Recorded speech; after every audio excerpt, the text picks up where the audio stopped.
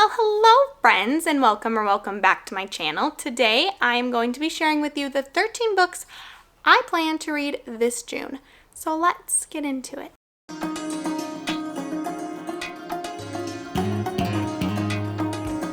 So the first book I'm going to read, hopefully, definitely going to get around to it, is Happy Place by Emily Henry.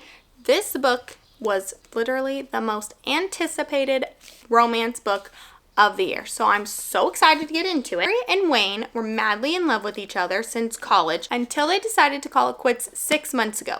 But with their week-long vacation getaway coming up, with their group of friends that know them the best, they decide to plot a scheme to pretend that they're still together for one last week.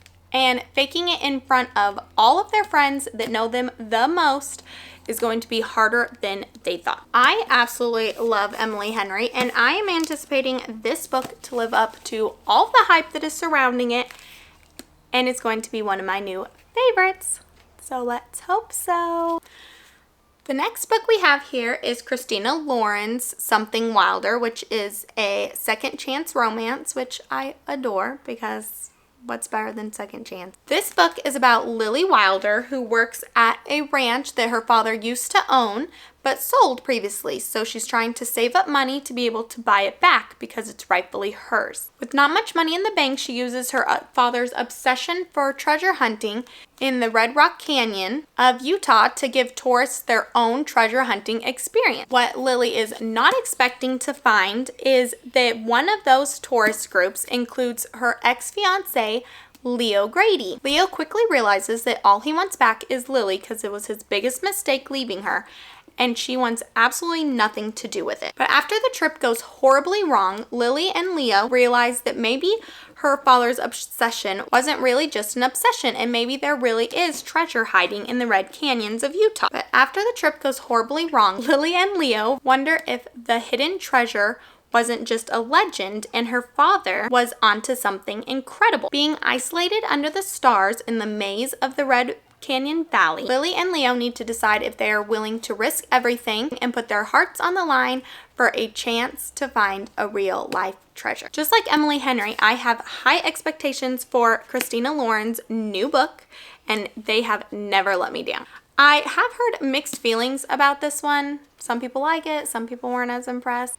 But I am still very excited to get to this one because I did not get to it last year, which was so heartbreaking. But I am still ready to just jump right into this one. Treasure hunting, bonfires, being isolated with a second chance romance just sounds perfect for the summer.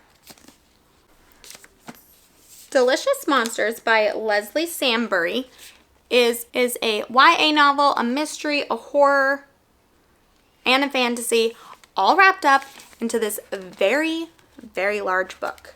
Like, this book scares me. It is like 500 pages, and I am a girl that likes like 320, like tops. Delicious Monsters follows two girls, Brittany and Daisy, in a parallel time frame where one is 10 years in the past, one is 10 years in the future. Daisy can talk to dead people and thinks that she has all of her paranormal abilities under wraps until her mother decides to move into an inherited mansion in Ontario. What? In Ontario. Daisy just breaking up with her boyfriend, she jumps at the opportunity to escape. What she soon realizes is that her experience with the supernatural is no match for what is lurking in the walls of the mansion and the secrets that her mother is keeping. Now, 10 years later, Brittany is ready to be away from her abusive mother, which is a best-selling author, claiming that Miracle Mansion allowed her to see the errors of her way. Now Brittany wants nothing more but to prove that her mother is a liar and a fraud. So she is going to use her popular haunted web series to uncover what really happened to the young black girl that disappeared at Miracle Mansion 10 years before and expose her mother for all of her lies. So the synopsis on this book says, a haunted house thriller packed with cryptic mystery, dark humor, and bone-chilling twists. It sounds extremely good. I can't wait. The dual timeline just sounds incredible. The only thing is that it's a monster. Literally, a delicious monster. So hopefully I get around to it, because let's be honest, I'm going to grab these smaller books before I try to battle this one. Our next book is Undercover Bromance by Lisa K. Adams, and this is actually the second book in her Bromance Book Club series. The first one is behind me somewhere. Blue, blue, blue. Or it's not.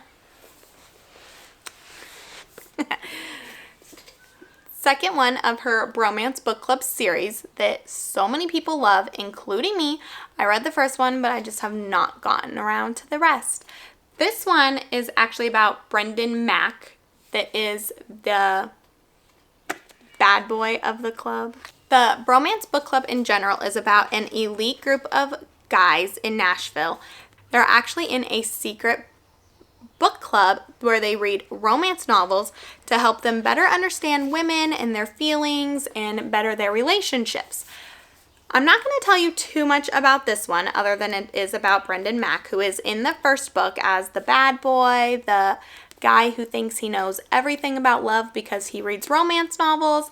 But I will tell you that the first one is about Gavin. Gets recruited into the book club when he starts having trouble with his marriage by one of his Major League Baseball teammates. But I am excited to see where Lisa takes Mac, and hopefully he falls in love and doesn't just be that bad boy player that he portrays in the first book. I have another Emily Henry book, Book Lovers. This also came out quite a while ago, it feels like.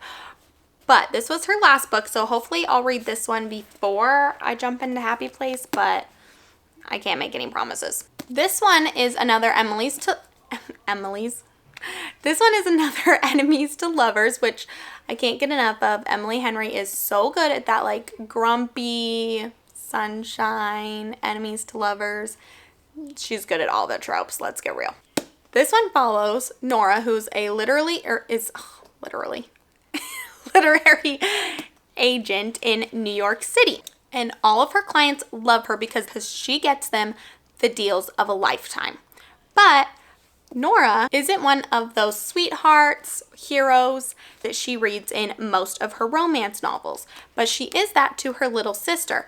And that is why she agrees to go on a sister trip with Libby and winds up in Sunshine Falls, North Carolina. While in the small town, Libby is all excited to just bask in the sun, forget about New York, maybe have a little small town romance, but all of that gets pushed out of her head when she bumps into Charlie, a bookish editor from New York.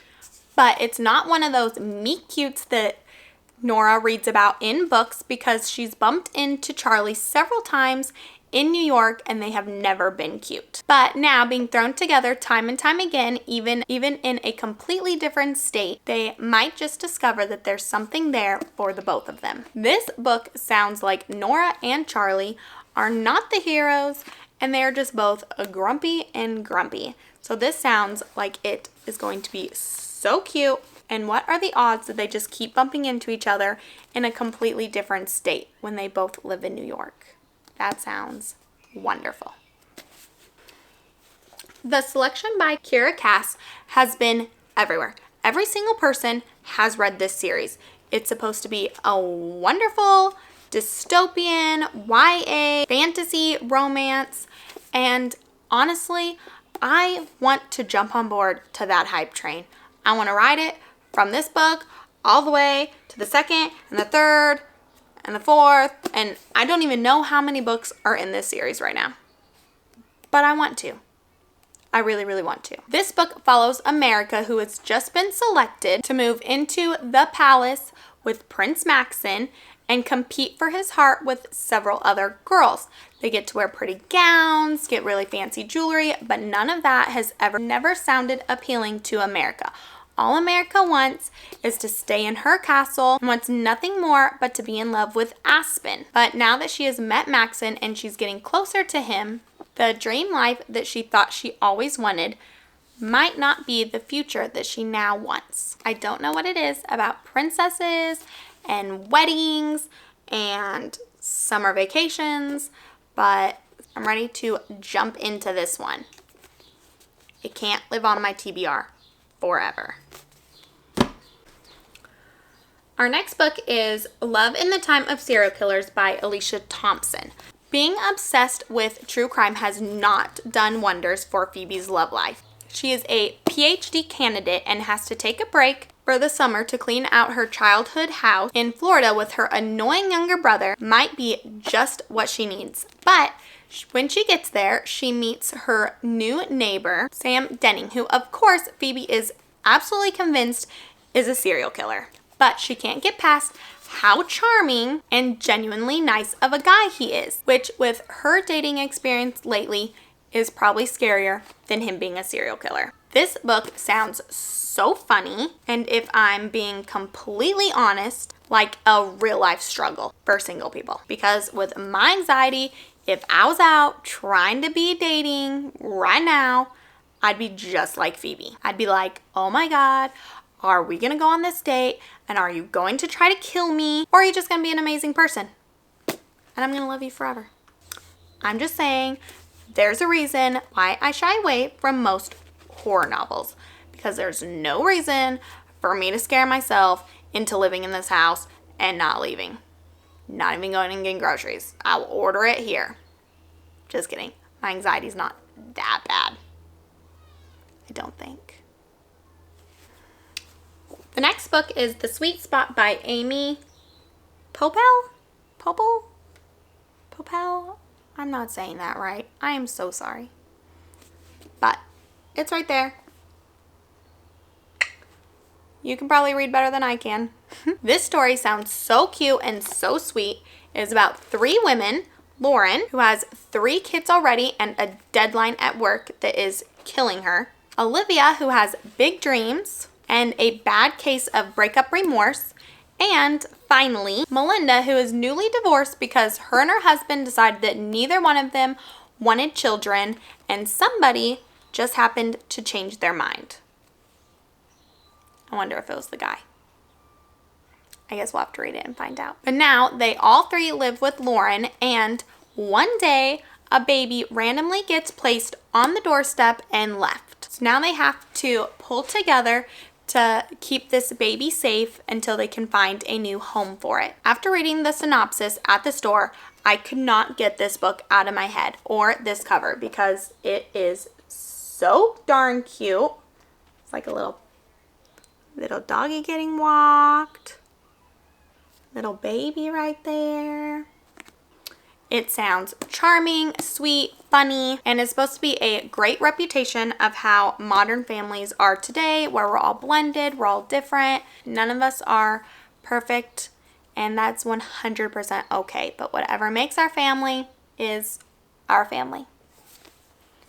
We are almost through, guys. So, One Italian Summer by Rebecca Surley has been everywhere. It was like one of everybody's most read books last year. I swear I saw this all summer long. This is an adult romance and a magical realism. So I wasn't sure exactly what this book was about when I picked it up, to be honest. I saw it everywhere. I wanted it. I wanted to be that person who had One Italian Summer. So this book follows Katie, our main protagonist, whose mother Carol has just passed away. And they were only 2 weeks away from having the mother-daughter vacation of a lifetime that Katie had been waiting for so long to take with her mother Carol to Italy, that her mother Carol took as a young woman by herself, and they wanted to revisit all the places that Carol visited on her trip. So now with her mother gone, she doesn't know what to do. So ultimately she decides to take the trip by herself and just experience the culture. But once she gets there, she's blown away by the kindness of the people and the incredible food and the cliffside views. But then the impossible happens and Katie meets Carol as a 30-year-old woman that's all suntanned and on the vacation of her life. Katie might not understand exactly what's happening, but she takes this opportunity to spend the mother-daughter trip that she was planning with her mother in the present day and just wing it and go along with whatever is happening. But what Katie is not ready for is to have to say goodbye to her mother in a new light again at the end of this trip. I honestly think this book is going to probably be a very difficult read because I'm one of those people who absolutely adore my mother. She is my best friend, just like Katie and Carol, and she is the person I call all the time. So I'm interested to see how Rebecca goes about grief and how she shows us that no matter who's gone in our life, they're always still going to be with us. But last year, with this book being so hyped up, it was almost like I was in spite of the hype and I did not want to ruin it. So we'll jump into it this summer, and now that the hype is gone, it won't have to live up to such high expectations, and it might just become a 5 out of 5 stars or a summer recommendation for the future. Our next lovely is Every Summer After by Carly Fortune.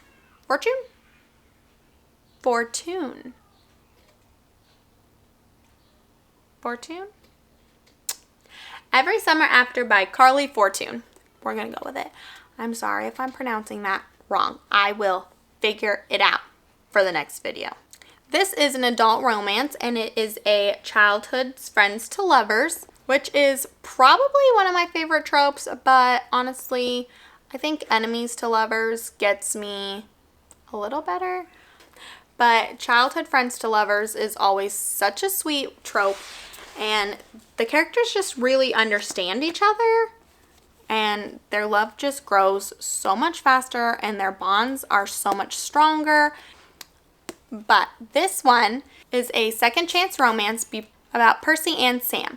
This book follows the 6 summers that they spent together working at his dad's restaurant and basking in the sun, swimming, having the best summers of their life where they didn't think that they would have to live without each other. Until Percy makes the biggest mistake of her life and never looks back. That was almost a decade ago, but she never thought that she would see Sam again until she receives a phone call that Sam's mother has passed away, sending her back for the weekend for the memorial. When Percy returns to the island and sees Sam again, it's like nothing has changed between them. But she'll have to deal with the decisions she made years before so that they can decide if love is bigger than their mistakes. Our last romance is Thank You for Listening by Julia Whelan. This book, honestly, I get mixed up with the X Talk and what it's about. This book follows Swanee, a late actress turned popular audiobook narrator after a tragic accident. After deciding that her dreams aren't going to come true, she gets requested by a very popular author that she be the narrator in her new upcoming book that Swansea cannot refuse. Then she's partnered with the sexy voice of the industry, Brock, who she starts to have a real connection with while they are reading the romance novel and pretending to be other people. This is supposed to be a very sexy, very charming book all wrapped into one, but not knowing too much about this book going into it, I'm really excited to see how it plays out, and I think following a audiobook narrator just isn't something I've actually read before, and this book has a lot of like conversations between them. Let me see if I can find some like this that's really interesting. Can you see that? So I think it's going to be a really quick read, a really fun read. And if it's sexy, then it's sexy. We'll see. All right. Our very last book is actually a nonfiction book. I try to read one nonfiction self-help book once a month just to get them off of my shelves, honestly, because I have so many of them. But they are actually really calming, really helpful. I get a lot of tips in them. This one is How Are You Really by Jenna Ketcher.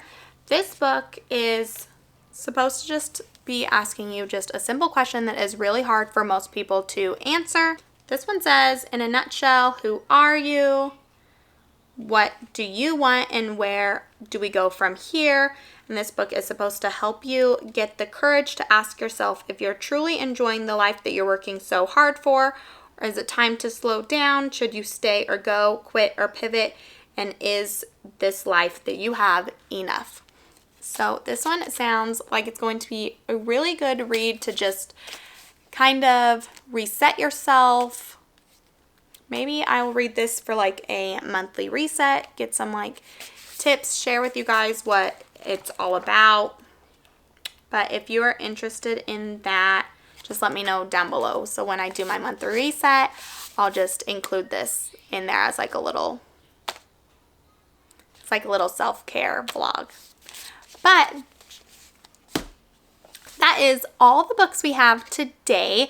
If you enjoyed this video or if you lasted this long, go ahead and share some thoughts. Let me know if you've read any of these books and if you love them or if you didn't like them. Go ahead and let me know that as well. Otherwise, just leave some cute little emojis if you want, some sun emojis. It's so bright, so sunny outside. I can't wait to pick up one of these books, get outside with the kiddos, and read some. But for right now, I will see you guys in the next video. Bye!